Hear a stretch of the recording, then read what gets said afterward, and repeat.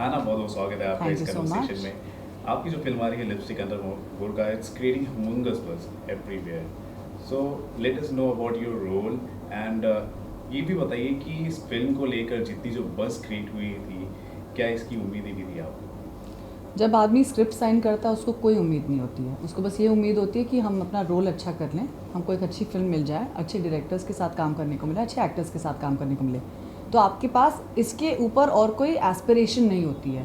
Of course आप ये सोचते हैं कि फ़िल्म रिलीज़ हो, अच्छी रिलीज़ मिले, लोग हमारा काम देखें, उसकी वजह से हमें और काम मिले।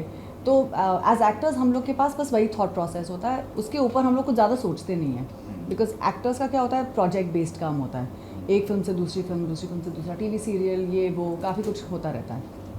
सो ऑफ कोर्स मेरी उम्मीदें फ़िल्म को लेकर सीमित इधर तक की थी कि फ़िल्म अच्छा करे, फ़िल्म को अच्छी रिलीज़ मिले और हमारा काम लोगों को देखने को मिले, लोग हमारा काम सहराएँ। पर ऑफ कोर्स मैंने ये उम्मीद नहीं की थी कि इतनी बड़ी, मतलब इतना बड़ा हंगामा मच जाएगा। मुझे पता था कि मतलब इस फिल्म में शायद सीन्स इधर उधर काटने के लिए बोला जाएगा और ये बोला जाएगा कि ये सीन निकाल दो, वो सीन छोटा कर दो, ये सीन हटा दो। वो सब मुझे पता था, वो सब हम लोग को मतलब somewhere all of us are mentally prepared for that. लेकिन ऑफ कोर्स फिल्म बैन कर दो, ये तो हमने मतलब सपने में भी नहीं सोचा था। और रही बात मेरे कैरेक्टर की, उसके बारे में ज़्यादा बोल नहीं सकती हूँ, लेकिन मैं आपको सिर्फ इतना बता सकती हूँ कि 4 महिलाओं की कहानी है और मैं एक ब्यूटिशियन का कैरेक्टर प्ले कर रही हूँ। और जैसे काफ़ी ब्यूटिशन्स होती हैं, बहुत सी यंग लड़कियाँ होती हैं इंडिया में जिनके एस्पिरेशंस हैं, जिनकी उम्मीदें हैं, जिनके सपने हैं, और वो सपना सिर्फ शादी ब्याह के ऊपर भी होता है, मतलब काम करना है, कुछ करना है अपनी लाइफ में, मतलब कुछ करके दिखाना है। तो मेरा कैरेक्टर वैसा है। वो भोपाल के भोपाल जैसे छोटे शहर में रहती है और उसको उसकी एस्पिरेशंस बहुत हैं, उसके सपने बहुत हैं। तो सपने देखने की मतलब उम्मीदें रखती हैं ये लड़कियाँ। तो she is one of those girls जिसके पास एक उम्मीद है और उस उम्मीद को अपना सपना पूरा करना चाहती है। हाँ ना, आप कई किरदार आप निभा चुकी है इससे जी। पहले। आप एंकरिंग भी कर चुकी हैं, अमिताभ बच्चन के साथ आप जी। काम भी कर चुकी है। तब की आना में और अब की आना में कितना फ़र्क आ चुका है? भाई 12 साल हो गए हैं तो मतलब कुछ तो फ़र्क आया होगा। As as an an actor, actor, as a well as an actor जब मैंने काम करना शुरू किया था, ऑफ कोर्स आई वाज मेरी हमेशा से एक वो रही है कि मैंने काम लोगों का बहुत देखा है, तो मुझे बहुत समय लगा था। मैंने स्टेज पे जब मैं 14 साल की थी, जब मैं पृथ्वी में वर्कशॉप्स करती थी, तो मैं उस टाइम स्टेज पे एक्टर्स को देखती थी, लेकिन मेरी कभी हिम्मत नहीं हुई स्टेज पे जाने की जब तक मैं आई थिंक 20-22 साल की नहीं हुई। मैंने तब तक सिर्फ स्टेज पे एक्टर्स को देखा। ऑफ कोर्स मैंने कॉलेज में बहुत पार्टिसिपेट किया था चीज़ों में, लेकिन प्रोफेशनली मैंने कभी स्टेज किया नहीं था। जब मैं नसीर साहब को पहली बार मिली फिल्म स्कूल में पढ़ी, वो और रत्नाम पाठक शाह दोनों मेरे टीचर रह चुके हैं। उसके बाद उन्होंने मुझे बोला कि उन्होंने मुझे मेरा पहला प्ले दिया, तो तब प्रोफेशनली मैंने पहली बार कदम रखा स्टेज पर। तो जब आप इतना देखते हैं तो समवेयर आपकी ऑब्जर्वेशन स्किल्स बढ़ती हैं। और ऑब्वियसली मैं बहुत लकी रही हूँ क्योंकि मैंने जितने भी एक्टर्स के साथ काम किया, चाहे वो बच्चन साहब हों, बच्चन साहब के साथ मैंने लिटरली 1.5 साल काम किया है, मैंने नसीर साहब के साथ 12 साल काम किया है। तो मैं जानती हूँ कि ये दोनों जो महापुरुष हैं एंड जो हमारे सुपर एक्टर्स हैं इंडिया के, इनसे बड़े एक्टर्स आई डोंट थिंक मैं इनसे बड़े एक्टर्स सोच भी सकती थी मुझे कुछ सिखाएंगे। तो मैंने जो सीखा है इन दोनों से सीखा है, मकरंद देशपांडे से सीखा है, ये सब मेरे टीचर्स रह चुके हैं, तो इतने अच्छे एक्टर्स मेरे टीचर रह चुके हैं। ऑफ कोर्स मैंने एक चेंज देखा है, मैं पहले बहुत इमेच्योर थी और मैं सिर्फ छोटी छोटी चीज़ें देखती थी, ऑब्जर्व करती थी, लेकिन अब इनफैक्ट कल ही मेरी बात हो रही थी रत्ना मैम के साथ, हम लोग रिहर्सल पे जा रहे थे, हमारा एक नया नाटक ओपन हो रहा है सितंबर में, तो हम लोग की रोज़ रिहर्सल होती है। तो वो मुझे बोल रही थी कि अब तुम्हारा टाइम आ गया कि तुमको छोटी छोटी चीज़ों के ऊपर देखना पड़ेगा, and I obviously become very open to doing new things. मैंने एंकरिंग इसलिए की क्योंकि मैंने कभी एंकरिंग की नहीं थी, तो I like to make myself uncomfortable and I like to do a thing that मैंने कभी किया नहीं है। So I mean it's just good to be able to see different avenues, because as an actor अगर आप वो नहीं करेंगे तो मतलब आपने कुछ एक्सपीरियंस नहीं किया। You should be able to experience everything. Acting की तरफ जो रुझान है आपका, वो बचपन से ही था या फिर आने वाले टाइम में जब मन किया कि चलो एक्टिंग कर लिया जाए, या फिर आप अपने टीचर्स की बात की, वेस्ली बोर्ड्स में भी आप ग्रेजुएट है वहाँ जी। से, तो कहाँ से मतलब आपका रुझान आया एक्टिंग की तरफ बेसिकली? मेरा जब मैं लखनऊ से हूँ तो वहाँ पर तो मैंने कभी मतलब स्टेज पे कुछ किया नहीं काम। मैं बहुत ही चुपचाप सी रहती थी और मैं बहुत ही गुम सी रहती थी। मैं ज़्यादा बदमाश भी नहीं थी, मैं खोई सी रहती थी, तो मेरे पेरेंट्स को काफ़ी प्रॉब्लम्स होती थी मुझसे। बट जब मैं बॉम्बे आई, और बॉम्बे में मैं लखनऊ में हिंदी में बहुत ख़राब थी, क्योंकि मैं हिंदी में उर्दू लिखती थी, और लखनऊ में आप हिंदी और उर्दू मिक्स नहीं कर सकते हैं। बम्बई जब आते तो बच्चे यहाँ पर मराठी और हिंदी मिक्स करते हैं। तो जब मैं उर्दू लिखती थी तो मेरी टीचर्स को लगता था कि मैं कोई महाज्ञानी, कोई पता नहीं कौन सी हिंदी लिख रही हूँ। और मेरी हिंदी बिल्कुल, मतलब लखनऊ में बिल्कुल अच्छी नहीं थी, लेकिन जब मैं बॉम्बे आई तो मेरी हिंदी सबको बहुत पसंद आई। उन्होंने कहा अरे ये लड़की तो उर्दू भी लिखती है, ये वो। मैंने कहा अरे वाह, यहाँ पर तो बच्चे को अच्छे मार्क्स मिल रहे हैं। So suddenly I became like the smart alec in school, you know. और वहाँ पर suddenly I became very popular, क्योंकि मैं लखनऊ से आई थी, यहाँ पर बच्चे तू करके बात करते थे। मैं बोलती थी प्लीज़ आप मुझसे आप करके बात करिए, आप लोग को तमीज़ नहीं है, ये वो। तो मैंने बहुत से बच्चों को तमीज़ भी सिखाई अपने स्कूल में। तो उनको लगा कि मैं पागल हूँ, कहीं पागल आ गई है लखनऊ से भाग कर। तो ऑब्वियसली आई रियलाइज़ कि एक बहुत बड़ा कल्चरल डिफरेंस है बिटवीन यूपी और Maharashtra. But to be able to enrol myself into all this, and मुझे सडनली लाइक स्टेज पे भेज दिया गया कि अच्छा आहाना की हिंदी अच्छी है, उसको एलोक्यूशन में भेज दो, आहाना की इंग्लिश अच्छी है, उसको इंग्लिश एलोक्यूशन में भेज दो। Suddenly like everything started rolling a lot in Bombay. तो मेरे लिए बॉम्बे बहुत लकी रहा है। तो ये मतलब मेरी मातृभूमि है, ये मेरी कर्म भूमि है, और मैंने बॉम्बे से बहुत कुछ सीखा है। तो आई थिंक ये एक्टिंग का पूरा शौक मुझे यहीं पर आकर शुरू हुआ है। मतलब यहाँ से वो इम्प्रॉम्प्टू था एकदम। हाँ, I think so, it was impromptu, क्योंकि मैंने स्टेज पे इतना काम करना शुरू कर दिया। स्कूल में मैं इतने प्रोजेक्ट्स में काम पार्टिसिपेट करती थी। उसके बाद फिर मैंने वर्कशॉप की यहाँ पर। नीरज कबीर नाम के एक बहुत जाने माने एक्टर हैं, बहुत अच्छे एक्टर हैं, वो मेरे पहले टीचर रहे हैं। तो उनसे मैंने एक पपेट की वर्कशॉप की थी। मैं 14 साल की थी, और मैंने पहली बार पपेट्स पहने, और मैंने पहली बार मुंह पर कुछ लेप पोता। काबुकी नाम का एक जापानीज़ थिएटर फॉर्म होता है, वो किया, शेक्सपियर किया। तो मुझे लगा कि यार ये तो बड़ा अच्छा काम है, एंड डेस्क जॉब से ज़्यादा अच्छा होगा। तो आई think somewhere it stayed in the back of my mind. So how did you get your role in Lipstick Under One Roof? Well it wasn't so difficult, because मेरा एक friend है समीर शर्मा नाम का, वो एक फिल्म मेकर हैं, और उनकी फ्रेंड है अलंकृता। अलंकृता ने उनने बोला कि बहुत अच्छी स्क्रिप्ट है, why don't you go meet the director. मैंने कहा ठीक है। उस टाइम मैं युद्ध कर रही थी, तो मैं अलंकृता को मिली। अलंकृता ने इमीडिएटली मुझे देखते ही, मतलब थोड़ी बातें हुई, और उसने मुझे स्क्रिप्ट दे दी। उसने बोला कि why don't you go read the script. मैंने कहा ठीक है, I go. And I read the script and I was blown. मैंने कहा यार ऐसी स्क्रिप्ट ना मैंने पढ़ी है, ना मुझे लगता है मैं आगे कभी पढ़ूंगी, क्योंकि किसी के पास इतनी हिम्मत नहीं है कि वो इतनी इतनी स्ट्रॉन्ग स्क्रिप्ट, इतनी स्ट्रॉन्ग फीमेल कैरेक्टर्स के साथ लिख सकें। And this film just was something else, मतलब I hadn't read anything like this before.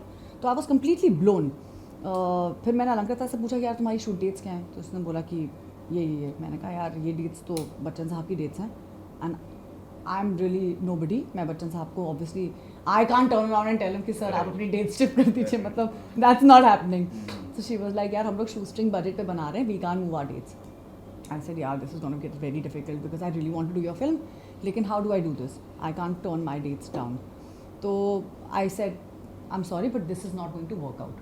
So I think at that point of time Alankrita was like ठीक है it's okay, but मैंने उसको बोला, मैंने कहा यार कभी भी कुछ भी हो लाइफ में, कभी भी प्लीज़ कॉल मी, रिमेंबर मी, मेरा थोपड़ा याद रखना, मेरा नंबर याद रखना, मैं यहीं पर हूँ। सो she was very like she liked me I think and then उसके बाद I think अगस्त में मुझे इसके कास्टिंग डायरेक्टर्स का कॉल आया, श्रुति और पराग। और श्रुति ने मुझे कॉल करके बोला कि हाँ ना इस फिल्म की कास्टिंग चल रही है, आई थिंक 70-80% ऑफ बॉम्बे की जितनी भी एक्ट्रेसेस हैं सब ने ऑडिशन कर दिया है, we want to put you on tape, अगर तुम कुछ कर नहीं रही हो। मैंने कहा please put me on tape, put me wherever you want to, I will come. तो उसके बाद मैं बहुत झल्ली की तरह आई ऑफिस। तो श्रुति ने मुझे देखा, उसने बोला ये नहीं चलेगा, ब्लो ड्राई करके आओ बाल। तो मैं भाग के गई, अपने बाल सब ठीक करके आई। उसने बोला प्लीज़ ढंग से दो ऑडिशन। मैंने कहा हाँ सॉरी।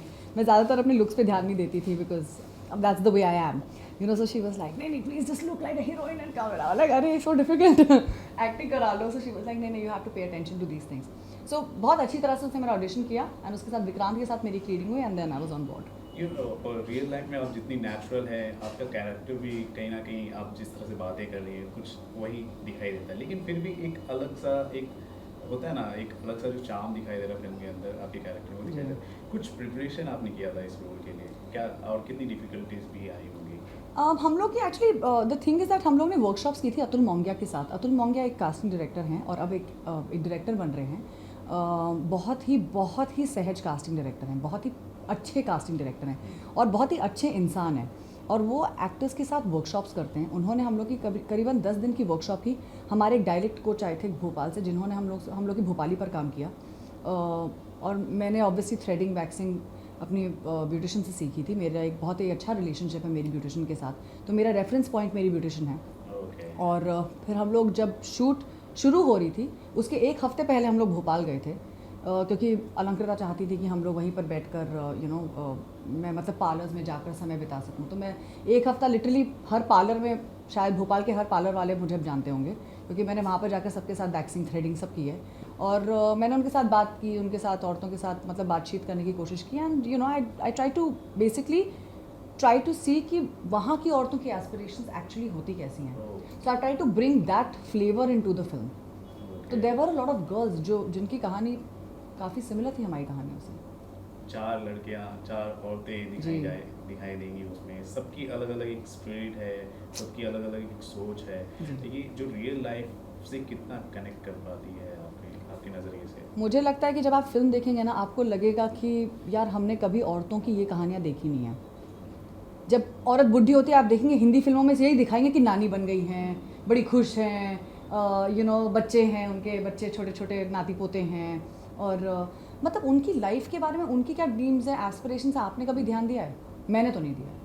और इस फिल्म में एक्चुअली इसने मुझे सोचने पे मजबूर किया कि यार हम लोग कभी ऐसा क्यों नहीं सोचते हैं कि 60 साल की बुढ़ी की भी एक कहानी हो सकती है, एक 7 साल की औरत की, एक 40 साल की औरत की अपने बच्चों और अपने पति को छोड़ के एक कहानी हो सकती है, उसकी भी एक लाइफ की कहानी हो सकती है। तो the interesting part of this film is that because it's the point of view from a woman. तो एक औरत ने कहानी बताई है 4 औरतों की, तो आप एक औरत के नज़रिए से कहानी देखेंगे, विच इज़ वेरी इंटरेस्टिंग क्योंकि हमारे देश में सिर्फ मर्दों के नज़रिए से चीज़ें बनती हैं। इस कहानी को लेकर जब कई लोगों ने प्रोटेस्ट किया या फिर जी। सीबीएस की तरफ से जो भी रिफ्यूज़ल आए, जब आपने ये सुना इन चीज़ों के बारे में, तो आपका माइंड किस तरह से था, आपका थॉट प्रोसेस क्या था इस वक्त? हम लोगों का एक ग्रुप है जहाँ पर अलंकृता, मतलब हम सारी एक्ट्रेसेस और हम सारा पूरा हमारा क्रू, हमारा पूरा एक गर्ल गैंग है। तो उस पर उसने व्हाट्सएप पे हमको एक मैसेज भेजा कि सीबीएफसी ने बैन कर दी है फिल्म। मैंने कहा इसका क्या मतलब होता है? लाइक बैन कर दी। मैंने कहा बैन का मतलब आएगी ही नहीं। तो शी वाज लाइक नहीं। मैंने कहा इसका क्या मतलब होता है? फिर उसने हमको वो लेटर भेजा जहाँ पर वो हमको लेडी ओरिएंटेड और पता नहीं क्या क्या फलाना ढिमकाना वो सब लिख रखा था। मैंने कहा यार ग्रामर भी ख़राब है, मतलब इन लोगों ने 5 मिनट भी नहीं लिए मतलब ये सोच कर लिखने के लिए कि ढंग से लेटर तो टाइप कर दें, इतना मतलब ध्यान तो दे दिया होता। मैंने कहा इन लोगों की तो ग्रामर भी ख़राब है, तो मतलब ये लोग कौन होते हैं हमको बैन करने वाले, ये वो। But I understood at that point of time कि शायद हम बॉम्बे जैसे शहर में रहते हैं और हमको लगता है कि हम बहुत लिबरल थाट्स की लड़कियाँ हैं, लेकिन हमारे I don't think we have those kind of rights in India, rather anywhere in the world. And women really have to fight for their rights. और जब तक कोई आवाज़ उठाएगा नहीं, ये आवाज़ सुनाई नहीं देगी, और ये आवाज़ दबाने के लिए बहुत लोग हैं। तो एक पेट्रियार्कल माइंडसेट है इस पूरी कंट्री का, इस पूरे देश का, बहुत से देशों का, मुझे लगता है सभी, लगभग सभी देशों का। आपने कहा भी था। हाँ एग्जैक्टली। मैंने जापान में भी जाकर देखा और वहाँ पर मैंने पूछा औरतों से कि उनके माइंडसेट्स क्या हैं। जब उनने फिल्म देखी उन्होंने कहा यार हमारी तो कहानी तुम लोग से भी ख़राब है। सो आई वाज लाइक यार मतलब क्या, ये लड़ाई हर जगह चल रही है। सो इट्स इंटरेस्टिंग दैट इस फिल्म को बहुत प्यार मिला है, पूरे वर्ल्ड में बहुत प्यार मिला है। 40 कंट्रीज़ जा चुकी है फिल्म, 11 अवार्ड्स ले चुकी है। तो और इंडिया में ही नहीं, अब तो आएगी, अब इंडियंस को भी पसंद आएगी ये फिल्म। और मैं बहुत होपफुल हूँ कि ये फिल्म सबको पसंद आएगी। कहा जा रहा है कि एक रेवोल्यूशनरी फिल्म होगी जी। कितनी उम्मीद कर रहे हैं, कितना बदलाव आ सकता है इस फिल्म के साथ? मुझे लगता है कि बदलाव एक दिन में नहीं आता, बदलाव आता है जब आप अपने ऊपर खुद ध्यान देते हैं। लाइक मुझे अपने अंदर एक बदलाव लाना है। मुझे नहीं लगता कि मैं सामने वाले को बोलती हूँ कि यार तू बदल जा। मैं अपने आप को बोल सकती हूँ कि मैं बदल सकती हूँ। मैंने इस फिल्म की वजह से एक चीज़ सीखी कि मैं सामने वाले को जज करना बंद कर रही हूँ, और एटलीस्ट कोशिश कर सकती हूँ कि मैं यार इसको सामने वाले को जज ना करूँ। वो चाहे गे हो, लेस्बियन हो, उसको अगर मान लो सेक्स करने का शौक़ है, सेक्स ना करने का शौक़ है, वो जैसे पैसे कमाता है, जैसे पैसे कमाती है, मुझे एक चीज़ अपने ऊपर ध्यान देनी है कि मैं एक जजमेंट नाम की जो चीज़ होती है दिमाग में, उसको कम करूँ। तो मैं अपने ऊपर वो ध्यान दे रही हूँ। तो मुझे लगता है इस फिल्म ने मुझे वहाँ पर एडुकेट किया है। एंड आई होप दैट इस फिल्म की वजह से एक डायलॉग शुरू हो, जो ऑलरेडी शुरू हो चुका है। औरतों को देखनी है फिल्म, मर्दों को देखनी है फिल्म, उनको देखना है क्या है इस फिल्म में, कि इस फिल्म को बैन क्यों किया है। So I think somewhere it's interesting that इस फिल्म ने एक डायलॉग शुरू किया है, एंड आई होप वो डायलॉग बस चले। ओके, आखिर में मैं आपसे आना मैं पूछना चाहूँगा कि जनता, हमारी ऑडियंस क्यों ये फिल्म देखे, आप किस तरह से फील करेंगे? क्योंकि ये एक बहुत ही एंटरटेनिंग और बहुत ही प्यारी फिल्म है, और ये फिल्म बहुत दिल से बनाई गई है और बहुत प्यार से बनाई गई है। और ये एक इंटेलिजेंट फिल्म है एंड आई थिंक अगर आप इस फिल्म को नहीं देखेंगे तो फिर आप मूर्ख हैं नहीं, प्लीज़ इस फिल्म को देखिए एंड आई एम श्योर कि आप लोगों को बहुत मज़ा आएगा इस फिल्म को देखने 21 में। जुलाई। 21 जुलाई। थैंक यू सो मच हमसे बात करने के लिए। Wish you all the best. Thank you so much, thank you so much.